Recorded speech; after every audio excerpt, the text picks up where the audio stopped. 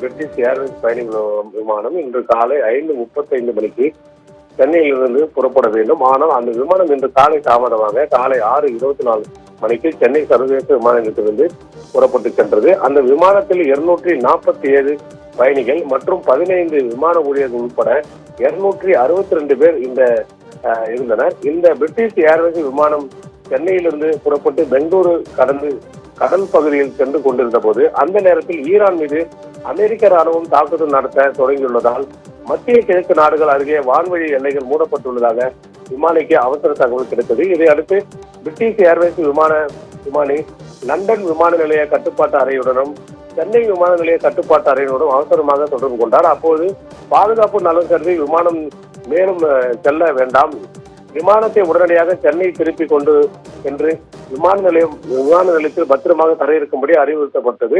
இதையடுத்து British Airways விமானம் இன்று காலை 10 மணிக்கு மீண்டும் சென்னைக்கு திரும்பி வந்து சென்றது. அதே போல சர்வதேச விமான நிலையத்தில் அவசரமாக தரையிறங்கியது.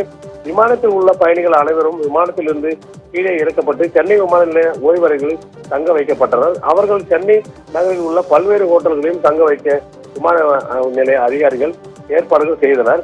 இதனால் சென்னை விமான நிலையத்தில் பெரும் பரபரப்பு ஏற்பட்டது. சென்னையிலிருந்து லண்டனுக்கு புறப்பட்டு செல்லும் 247 பயணிகள் சென்னை விமான நிலையத்தில் தவிர்த்து வந்து கொண்டிருந்தனர்.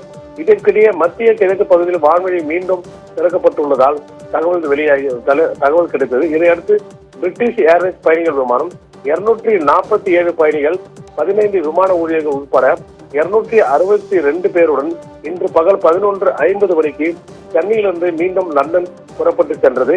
இதனால் சென்னை விமானத்தில் ஒரு பரபரப்பான ஒரு சூழல் நிலவியது.